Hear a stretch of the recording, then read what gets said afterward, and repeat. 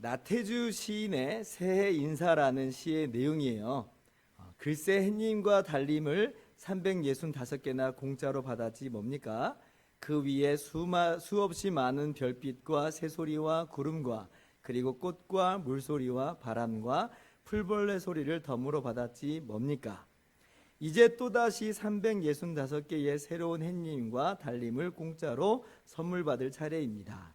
그 위에 얼마나 더 많은 좋은 것들을 덤으로 받을지 모르는 일입니다. 황송할 뿐입니다. 다만 두 손 가지런히 맞잡고 절을 드릴 따름입니다. 라는 내용이에요. 시인이 오랫동안 초등학교 교사 선생님으로 활동을 했기 때문에 그래서 그런지 동시와도 같은 어떤 순수함이 묻어나오죠. 근데 무엇보다 이 나태주 시인이 기독교인이에요. 그래서 이 시를 보면 하나님께 대한 감사의 마음이 시에 표현되어 있는 것이로구나 라고 하는 것을 우리가 알 수가 있어요.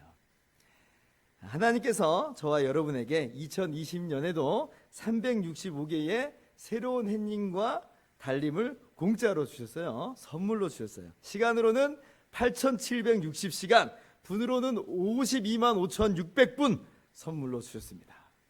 올 한 해도 우리에게 주신 것을 감사하면서 그리고 덤으로 주시는 것들을 누리면서 그 주신 시간을 귀하게 아름답게 그리고 선하게 잘 사용하시기를 주님의 이름으로 축원합니다. 우리가 계속해서 사사기 말씀을 살펴보고 있는데요. 오늘 본문에는 삼손이 본격적으로 사사의 직분, 즉 구원자의 역할을 수행하게 되는 일련의 사건들이 기록되어 있습니다. 여러분 지난주 설교에도 말씀드렸다시피 삼손이 얼마나 일을 엉망으로 진행을 했는지를 기억을 하실 거예요. 그런데 오해하지는 마세요. 그래도 삼손은 어떻게든 이스라엘을 블레셋의 압제에서 구원해 내려고 애를 쓴 사람이에요. 그렇게 하나님께로부터 부름 받았고 여전히 그의 소명을 잊지 않고 있는 사람이라고 하는 거예요. 그런데 그것이 다만 인간적인 계획과 방편에 의지하고 있었을 따름이죠. 그래서 삼손이 한 게 뭐예요? 한편으로는 블레셋 여인을 좋아해서 결혼하려고도 한 거지만 또 다른 한편으로는 정략 결혼과 같은 그런 결혼식을 올렸다 그랬죠. 그러나 그 결과는 참담했습니다. 삼손의 버린 계획은 다 꼬여버렸고 삼손은 살인과 약탈을 자행하게 됐고요. 자기 분노를 주체하지 못하고 결혼하자마자 별거 생활에 돌입을 합니다. 그리고 이제 시간이 얼만큼 흘렀어요. 이제 삼손의 분노가 가라앉은 모양이에요. 그래서 삼손이 아내와 화해하고자 자기네 집에 방문합니다. 이것이 본문 1절의 배경이에요. 그런데 이제 빈손으로 가지 않고 염소 새끼를 가지고 가는 것으로 봐서 삼손의 어떤 순애보랄까요? 어떻게 보면 삼손의 이 로맨스와도 같은 그런 모습을 볼 수가 있어요. 사실 잘잘못을 따지자면 삼손의 아내가 잘못한 거죠. 그런데 화해의 제스처는 누가 취하고 있어요? 삼손이 취하고 있는데 그것도 염소 새끼를 들고 가고 있어요. 그 모습을 한번 상상해 보세요. 염소 새끼 들고 가면서 아내하고 어떻게 화해를 할까? 이런저런 상상을 하면서 이런저런 멘트를 준비하면서 어쩌면 콧노래까지 부르면서 가고 있을지도 모르고 있는 상황이에요. 그런데 장인의 집에 방문한 이 삼손은 그야말로 충격적인 소식을 접하는 거예요. 장인이 자신의 아내를 다른 남자에게 시집을 보냈다는 거예요. 마른 하늘에 정말 날벼락 같은 그런 청천벽력과도 같은 그런 사건이죠. 그래도 이 여인을 사랑해서 부모의 반대조차 무릅쓰고 결혼을 한 건데 근데 이제는 완전 남의 여자가 돼버렸어요. 나의 의사와는 상관없는 일이 벌어졌다는 거예요. 세상에 이런 경우가 어디 있어요. 그래서 삼손이 분노에 차서 블레셋 족속을 향한 이 합법적인 응징에 나서게 됩니다. 3절 말씀이에요. 같이 읽어봅시다. 시작. 삼손이 그들에게 이르되 이번은 내가 블레셋 사람들을 해할지라도 그들에게 대하여 내게 허물이 없을 것이니라.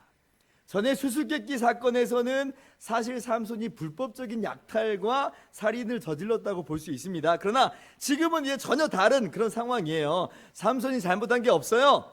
삼손에게 한마디 상의나 의논 없이 다른 사람의 아내로 넘겨버린 시집 보내버린 이 블레셋 사람들의 잘못이에요. 그래서 이 사건에서부터 삼손이 사실은 전혀 의도치 않게 이스라엘의 사사로 구원자로 활동을 시작하게 됩니다. 그래서 삼손이 여우 300마리를 붙잡습니다. 우리말로는 이제 여우라고 번역이 됐지만 원문을 보면 자칼이에요. 자칼. 군집 생활을 하기 때문에 300마리의 그런 많은 이 수를 아마 잡을 수 있었던 것으로 보여요. 그리고 2마리씩 꼬리를 이제 묶어가지고 거기에 이제 횃불을 끼워 넣습니다. 그리고 이제 그 자칼을 몰아들여서 블레셋 사람의 동네에 풀어 놓는 거예요. 이 자칼이 자기 꼬리에 지금 불이 붙었으니까 얼마나 놀랬겠어요. 자칼이 그냥 나 죽는다 하면서 막 뛰어다녔겠잖아요. 곡식밭으로, 밀밭으로, 포도원으로, 감람나무 숲으로 막 사방팔방 뛰어다니니까 삽시간에 마을 전체가 불길에 휩싸이게 됐어요. 1년 농사 지은 거 다 망치게 된 거예요. 그러니 이제 블레셋 사람들도 화가 머리끝까지 났어요. 누가 왜 이런 일을 저질렀나 하고 조사를 해봤더니 삼손이 자신의 아내를 뺏겨서 저지른 일이에요. 그래서 사람들이 어디로 몰려가냐면 삼손의 장인이었던 그 사람의 집으로 몰려가서 삼손의 장인과 삼손의 아내였던 그 여인을 화형시켜 버립니다. 왜 삼손에게 죄를 묻지 않는가 할 때에 아내를 뺏긴 행동이 정말 불법적인 행동이었기 때문에 삼손에게 손을 대는 게 아니라 그 장인에게 손을 댄 거예요. 그런데 이 모습 자체도 삼손에게는 또 다른 분노를 일으킬 만한 그런 사건이었죠. 아내를 다른 사람에게 빼앗긴 정도가 아니라 이제는 그 아내가 죽임을 당했잖아요. 죽임을 당했어요.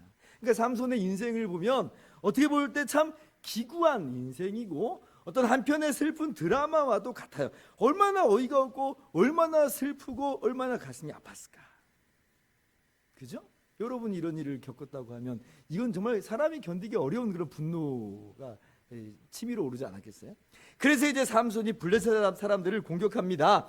사사로서 블레셋에 대항해야 한 것은 그 마땅한 일이지만 사실 삼손은 지금 사사로서의 그런 입장보다는 개인적인 원한에 기인하고 있는 것처럼 보여요. 어쨌든지 간에 지금 블레셋하고 충돌이 벌어진 거예요. 이스라엘의 구원자로 전면에 나서게 된 것이죠. 이런 전개, 이런 방법, 정말 삼손이 원하는 전개, 삼손이 원하는 방법은 아니었을 거예요. 그런데 어찌됐든지 간에 그 자신이 꿈꿔왔던 것처럼 이스라엘의 구원자로 나서게 된 거예요.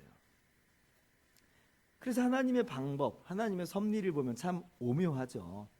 삼손은 손대는 것마다 일을 꼬아놓고 엉망으로 만들고 있는데 하나님은 결국 그 모든 것을 통하여서 하나님의 일을 행하시더라는 거예요. 그러므로 기억합시다. 우리 하나님 어떤 하나님인가 할 때에 첫째로 하나님은 결코 실수하지 않는 하나님이시다. 믿으시기 바랍니다. 하나님이 실수하지 않으세요. 하나님은 삼손을 향한 계획이 있었잖아요. 그리고 그 계획이 이루어지는 거예요. 이런 사람이 앞전에도 여러 나오는데 대표적으로 이스라엘의 구원자인 모세도 그 중에 한 명이었어요. 그 역시 애굽을 400년 동안 이스라엘을 400년 동안 종살이하던 애굽에서 구원해 내려고 했잖아요. 선한 마음을 가졌어요. 그것이 하나님께서 자기를 부르신 부르심이라고 믿었어요. 그런데 어땠어요? 모세 자신도 그 일을 망쳐버렸죠. 40세의 나이에 이스라엘 사람 돕겠다고 학대하던 애굽 사람을 쳐서 죽입니다. 그래서 모세는 뭐가 될 줄 알았어요. 이스라엘 사람들이 자기를 따를 줄 알았어요. 그러나 자신의 기대는 무참히 깨져버리고 도리어 도망자의 신세로 전락하게 됩니다. 그리고 40년 동안 광야에서 장인의 양떼나 치고 있는 그런 평범한 노인으로 전락해버렸어요. 그러나 어때요? 하나님 실수하지 않죠. 사람은 일을 망쳐도 하나님은 그 일을 통하여서조차도 일하신다는 거예요. 결국 기어코 하나님이 모세를 부르셔서 모세를 들어다가 이스라엘을 애굽에서 구출해 내고야 마시잖아요. 삼손의 경우도 마찬가지예요. 여러분 지난주에 이어서 다시 한번 말씀드립니다. 하나님 여러분 사랑하십니다. 여러분을 향한 놀라운 계획을 가지고 계세요. 그리고 하나님은 그 계획을 이루시는 데 있어서 결코 실수하거나 실패하지 않으십니다. 주님의 놀라운 섭리를 믿으시기 바랍니다.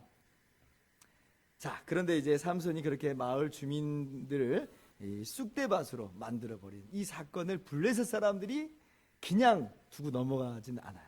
그럴 수 없죠. 당시 블레셋의 압제 가운데 있었으니까 지금 기어오르는 삼손을 꺾어버려야 돼요. 밟아버려야 돼요. 그래야지 지금 다른 이스라엘 사람들이 딴 생각을 안 하는 거예요. 지금 삼손이 블레셋 사람들을 향해서 도전을 했다, 반항하고 있다라고 생각을 할 수밖에 없어요. 그래서 이제 군대를 보냅니다. 군대를 보내서 삼손을 잡고자 하는 거예요. 그런데 이 말씀을 찬찬히 보면 이전의 사사기의 패턴하고 좀 다른 모습들을 우리가 발견하게 됩니다. 삼손이 태어날 때도 그랬어요. 이전에 사사기의 패턴을 보면 이스라엘 백성들이 압제를 당하게 됐을 때에 하나님께 부르짖어요. 부르짖으면 하나님께서 응답하셔서 사사를 세우셨는데 삼손의 경우에는 전혀 다르다고 그랬죠. 삼손의 경우에서는 부르짖는 것조차도 없다고 그랬어요. 그런데 하나님이 구원자로 삼손을 세우셨다라고 했습니다. 그만큼 이 시대가 이제는 영적으로 어두워져 버렸고 타락한 시대가 암울한 시대가 되어버렸다고 했어요. 자, 삼손이 활약하게 되는 이 시점에 있어서도 패턴이 달라요.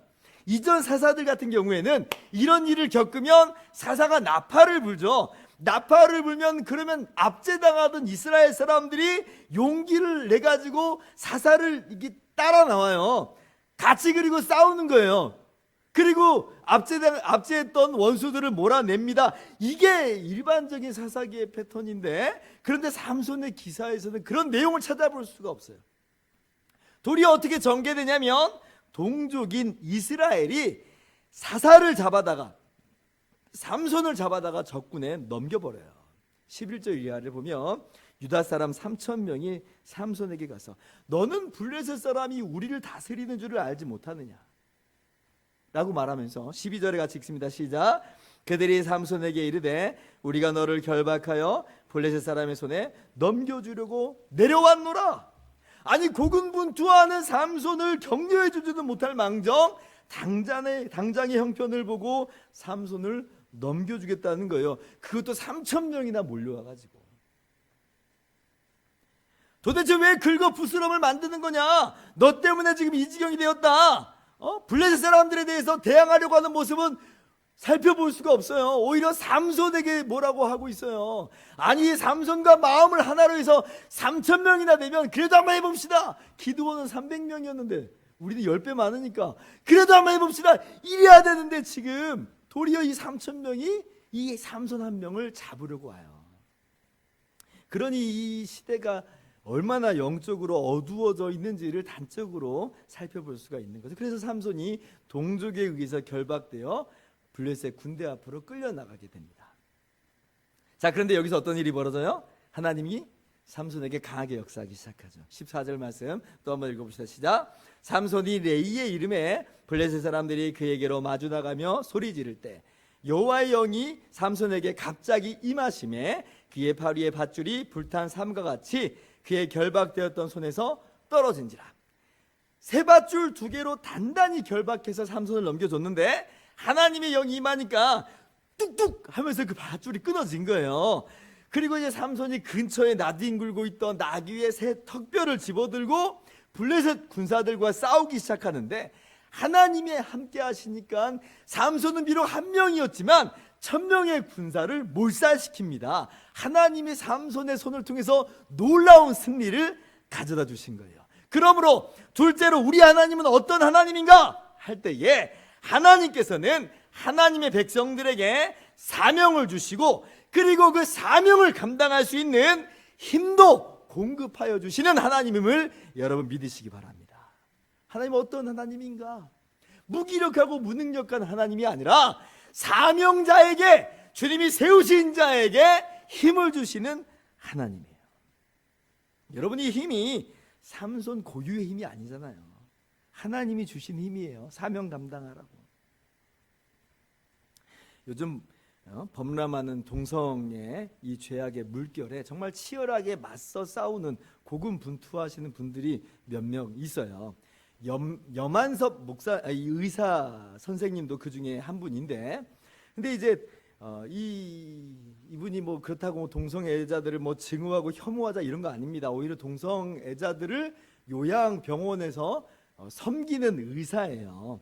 다만 동성애는 사회적으로 물론이고 또 우리 기독교인들이 절대로 발을 들여서는 안 되는 죄악임을 분명히 한다는 거죠. 자, 그런데 이제 이 염한섭 이 원장님이 지금 수동연세 요양원에서 지금 이 에이즈 환자들을 돌보는 일을 해요. 에이즈 환자들이 대개 동성애에 의해서 감염이 돼서 오잖아요. 근데 이제 이분이 처음부터 뭐 이 에이즈 환자들을 위한 요양병원을 하자 그런 건 아니었어요. 그냥 하나님께서 이끄시는 대로 가다 보니까 지금 그 일을 하게 됐는데, 근데 이제 이분이 고등학교 2학년 때 이렇게 기도한 적이 있다고 해요. 하나님, 저는 공부도 못하고 머리도 나빠서 의과대학에 갈 수준이 전혀 안 됩니다. 하지만 만일 하나님의 은혜로 의과대학에 들어간다면 의료 선교사가 되겠습니다. 이렇게 기도를 했대요. 그리고 이제 고등학교 3학년이 돼가지고 야간 자율학습을 하는데, 야간 자율학습 시작하기 전에 그 앞에 있는 교회 가서 기도에 참석하게 됐대요. 근데 하나님이 그때 놀라운 은혜를 주셨다는 거예요. 그 기도에 참석하면서 기도할 때 놀라운 집중력이 생기고 성적이 막 오르기 시작해가지고 결국은 전국 모의고사를 보는데 100등 이내로 들어가게 됐대요. 친구들이 막 놀라가지고 물어보더라고요. 너 누구에게 과외 받았길래 수능 점수가 이렇게 가파르게 올라가냐고. 근데 설명할 방법이 없더래요. 그래서 하는 말이 예수님한테 과외 받아. 예수님한테 과외 받아. 전적으로 하나님이 하셨다는 거예요. 그래서 의대에 진학을 했대요. 그러니까 이제 자신이 기도한 대로 의료 선교사로서, 비록 뭐 해외에 나가서 그렇게 선교사가 되는 건 아닙니다만은 자기의 가진 그 능력으로, 주님이 주시는 그 힘으로 그 사명을, 선교적 사명을 감당하겠다고 했던 것이고, 그 길이 지금 이렇게까지 왔다는 거예요. 여러분, 제가 반드시 공부 잘해야만, 뭐 의사 돼야만 사명 감당하는 거라고 말씀드리는 거 아닙니다.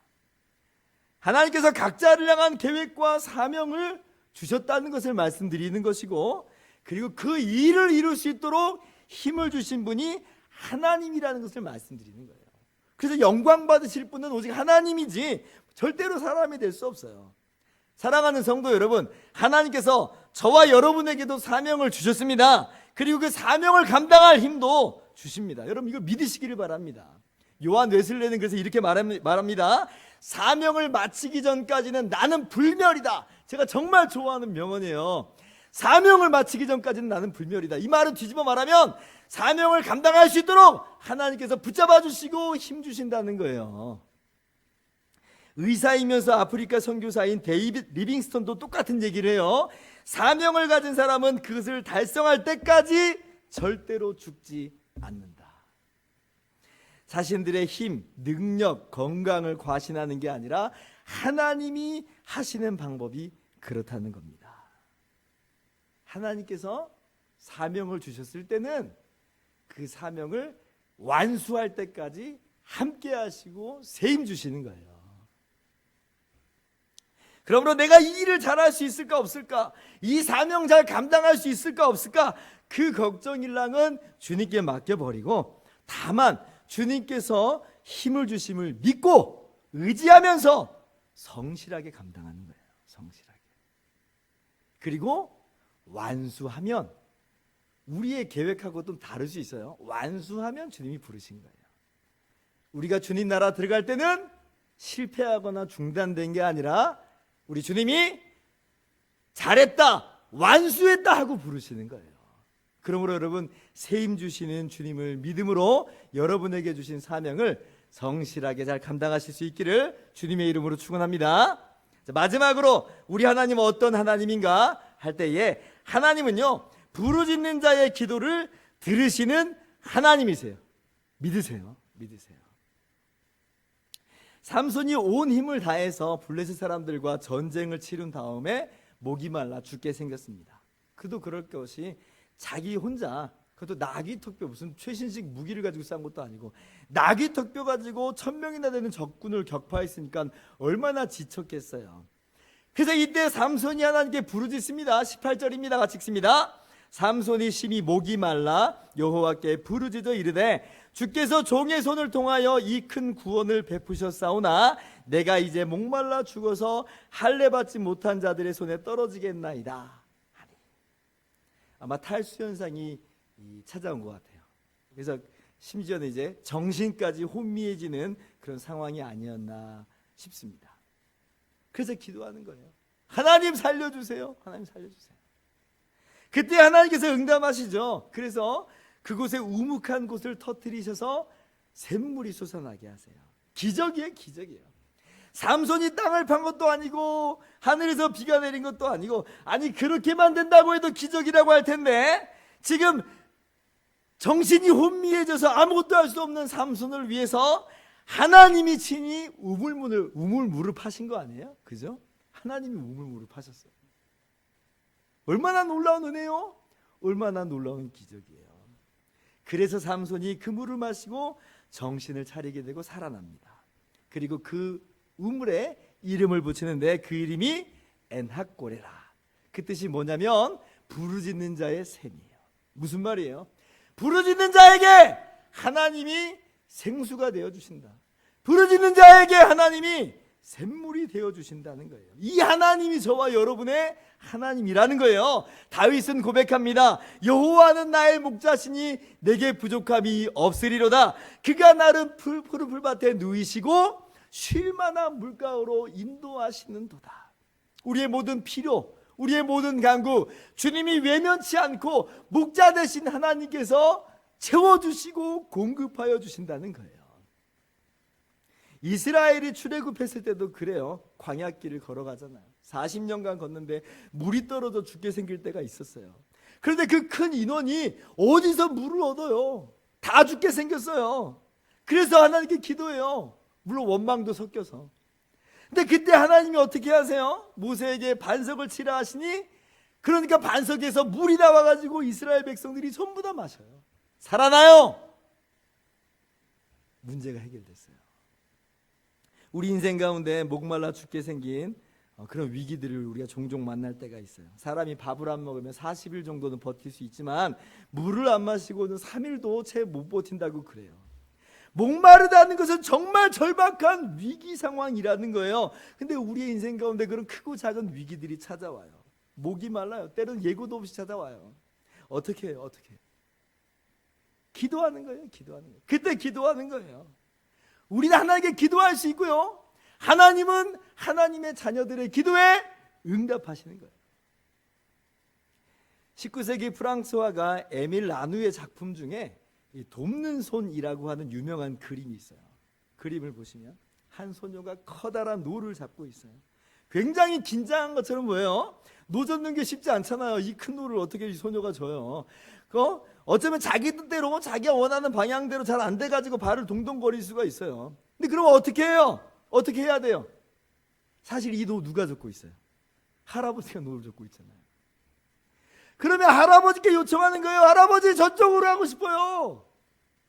그럼 할아버지는 응답하겠죠? 마찬가지예요. 하나님이 우리가 어떤 하나님인지 알게 됐잖아요. 하나님의 거대한 섭리, 하나님의 선하신 섭리가 있음을 우리는 알게 됐어요. 하나님 결코 실패하거나 실수하지 않으세요. 하나님 우리에게 힘을 주세요. 자, 위기 때는 그러면 하나님 없어져요? 아니에요. 하나님 여전히 함께 계세요. 그러므로 하나님께 도움을 요청할 수 있어요. 우리의 최선은 뭐냐? 하나님께 기도하는 거예요. 부르짖는 거예요. 그러면 우리를 사랑하신 하나님은 응답하시더라는 거죠. 응답하십니다. 믿으세요. 목사님, 하나님 다 아실 텐데 꼭 기도해야 되나요? 하나님 다 들으시는데 꼭 큰 소리로 부르짖어야 되나요? 예, 하나님 다 아세요. 맞아요. 하나님 다 들으세요. 우리의 신음소리조차 하나님께서 놓치시는 법 없어요. 그런데 누가 그러더라고요. 내가 부르짖는 이유는 내가 안 들려서 문제다. 내가 안 들려서 기도한다. 내가 안 들려서 기도한다. 칼빈도 그렇습니다. 그렇게 말합니다. 하나님께서 기도를 명하시는 것은 하나님이 몰라서나 듣지 못해서가 아니라 우리의 연약한 마음, 때로는 패역한 마음 때문이다. 이게 무슨 말이냐면, 기도 안 했어요. 근데 뭔가가 됐어요. 그러면 그거 하나님께서 다 하신 겁니다. 영광 돌려야 되는데 우리의 패역한 마음은 이거 하나님이 하신 줄 모르고 교만해져 버린다는 거예요. 또 큰 소리로 기도 안 했을 때 우리의 기도 생활이라는 게 어때요? 각종 어떤 잡념들, 범민들을 휩싸여서 기도 자체가 안 돼요. 그 근심과 걱정에 기도가 묻혀버려가지고, 기도가 막혀버려가지고 기도조차 못할 때가 있다는 거예요.